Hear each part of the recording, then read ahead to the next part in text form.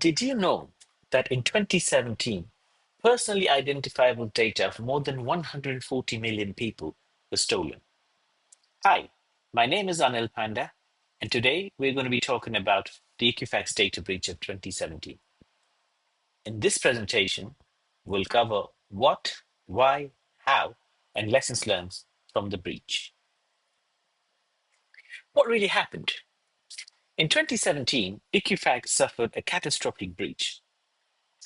Hackers stole personally identifiable data, otherwise known as PII, of more than 147 million people. This included people's social security number, driver's license, and credit card information. The breach took place in Equifax's Atlanta center in North America. Now, how did they gain access? The hackers exploited a known vulnerability on the Apache server. The reference to the vulnerability is CVE 2017-5638. So this basically allowed remote users to execute arbitrary queries on Apache servers. And hackers used this vulnerability to gain access to the Equifax infrastructure. Despite a patch being available, the Equifax team never really applied the patch on time, resulting the breach. Now, one would wonder, an organization like Equifax, how did they get to this stage? The security team had failed to identify the vulnerability ever existed. There was a notification from US CERT highlighting the vulnerability. This was again sent to a email group that was out of date, resulting no action. On top of that, they found the security certificate on an application server had expired. That meant the network monitoring tools could not pick up on the suspicious activity that was taking place on their networks. It took 76 days before Equifax could identify that there was a breach. And within those 76 days, the hackers had taken more than 147 million people's personally identifiable data. So, for an instance like that, if we look at governance accountability, what comes to one's mind? Was there a failure in governance and accountability? The answer is yes. In my view, there was a total failure in the governance and lack of accountability. Because the servers were unpatched, that meant there was a lack of proper configuration management practice. Email group was out of date. That means poor accountability and negligence. In normal practice, if somebody leaves the organization or if somebody new joins an organization, and if they're relevant to a particular email group, these email groups should be updated with the leavers and joiners. But in this case, it was never done. To add insult to the injury, there was an expired security certificate on an application server. This is basic IT hygiene that's missing. All these inadequacies meant that the hackers had a free ride for 76 days.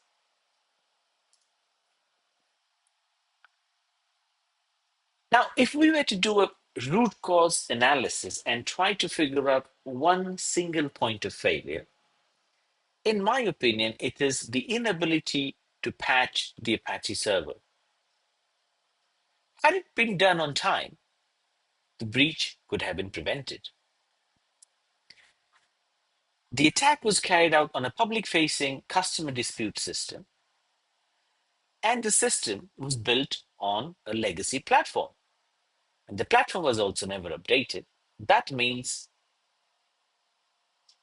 it's a unpatched server on a legacy system, which is totally vulnerable and has gone unnoticed. Now that's the recipe for disaster. Bad things happen in life. Unfortunately, Equifax suffered a major data breach. And as an organization, one has to respond. And in this case, Equifax's response was less than exemplary. First of all, there was a delay of more than 6 weeks before they went public. And then they asked their customers to sign a legal waiver if a customer wanted to find out if their personal data was affected by this breach. This caused public outrage and tarnishing Equifax's image. This doesn't end there. Further to that, there was insider trading. What I mean by that, a senior executive, a CIO in the Atlanta Center, found out internally about the breach.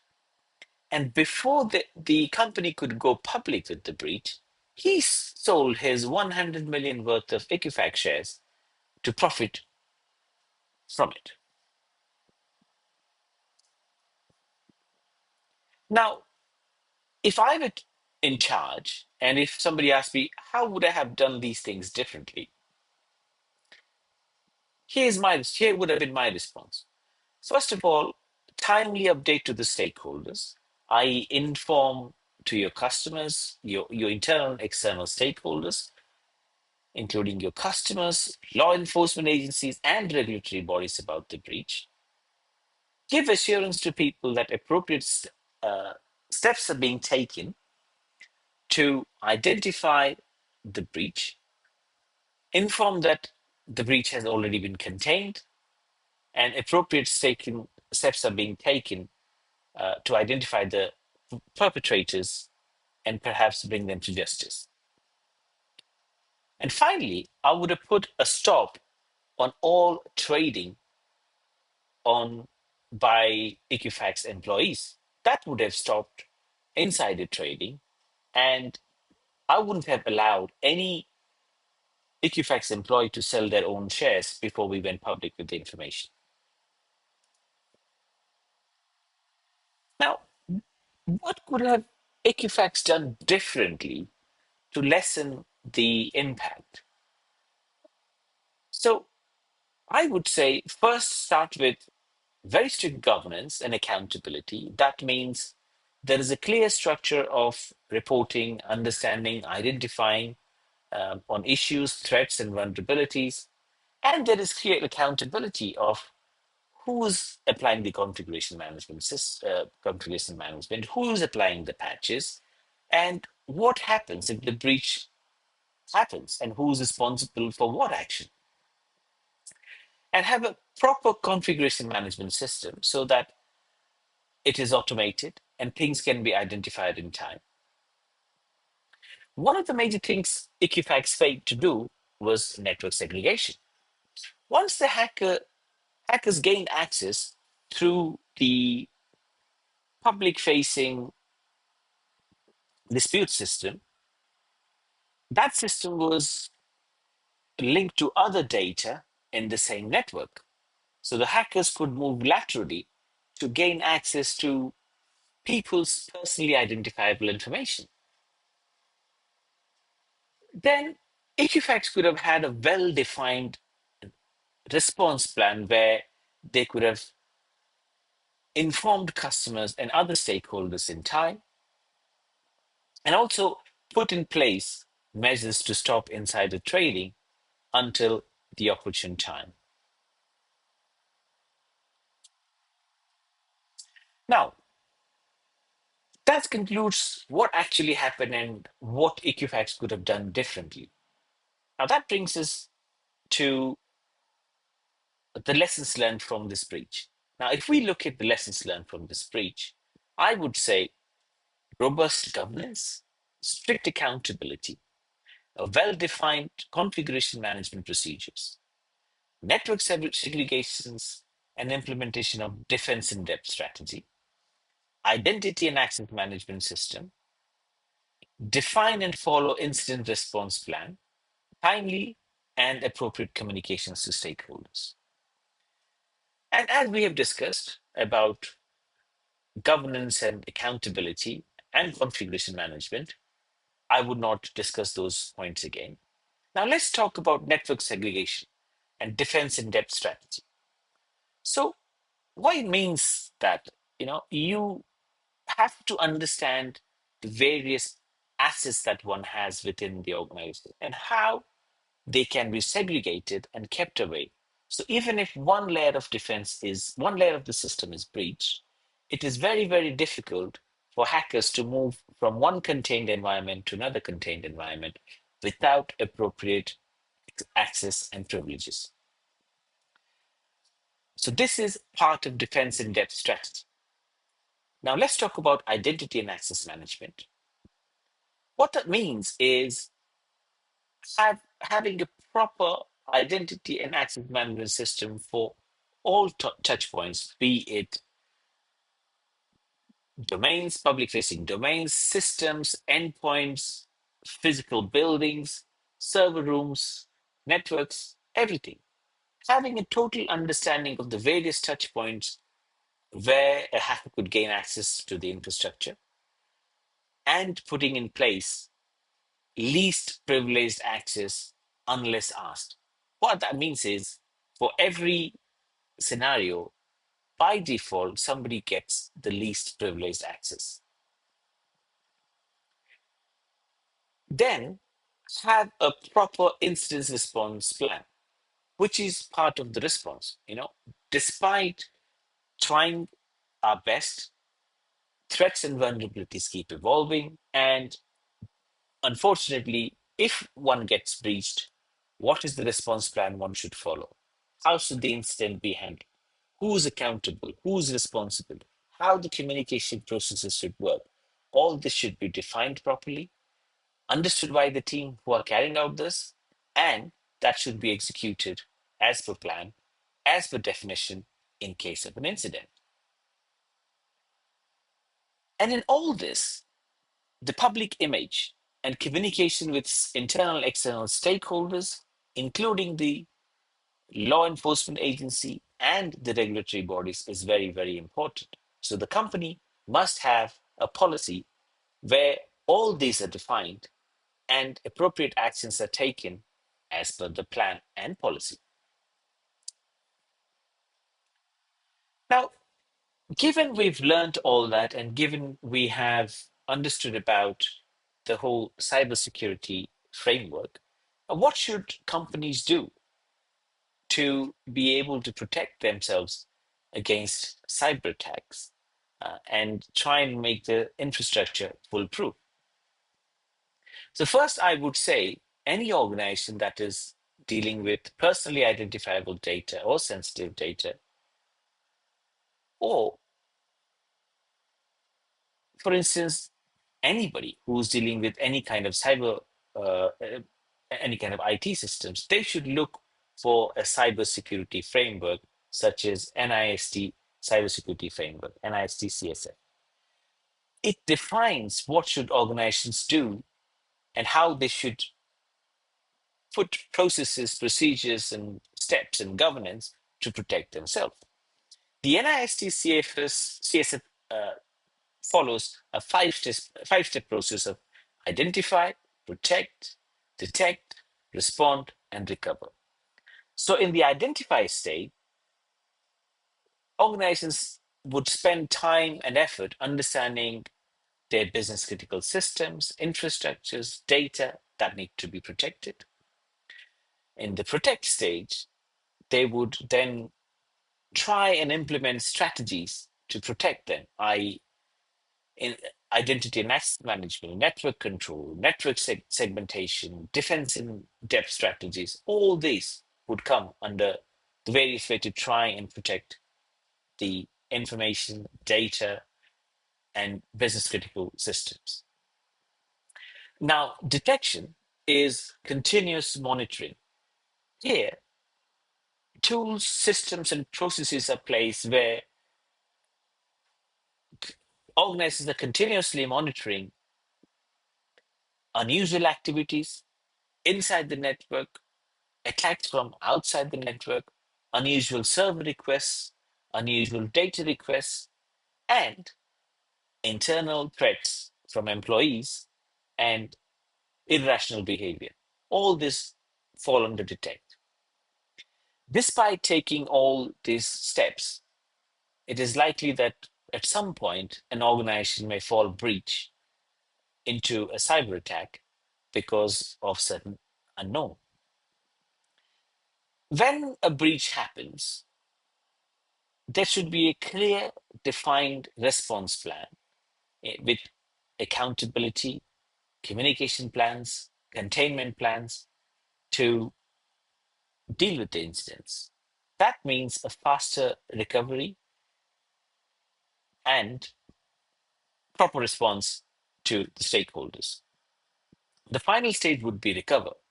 Once the organization has recovered from the breach and systems are back in place, it is an introspection of what really happened, how could they gain access, or how could the breach be happen, doing an analysis and putting and updating the processes, procedures, infrastructure where necessary so that things like that cannot happen in the future. Now, let's talk about defense in depth strategy. This is a strategy how an organization's data, systems, people, processes are organized so that even if one layer is breached, it is not easy for the hackers to get all the information they need. It makes it very difficult for them to move from one segment of the organization to the other segment of organization. Having a robust identity and access management system with least privilege access, that means you do not trust anyone in the sense that only the known and authorized person can access particular systems. And by default, they are always given the least privileges. For instance, if I'm an analyst, I can only view the data and analyze the data if that's what my company requires me to do. But I should not be able to edit or manipulate the data if I am not authorized to do so. And then I would say that having a dedicated security operations center really helps.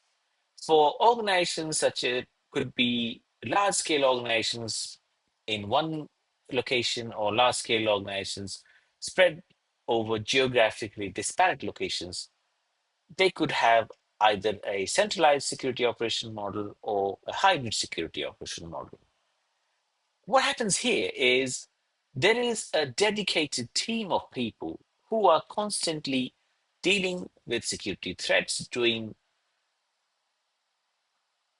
are responsible and accountable for all incidents and responses relating to cyber events. Now, to make an organization foolproof, what I would say is periodic threat modeling, penetration testing, red and blue teaming is necessary.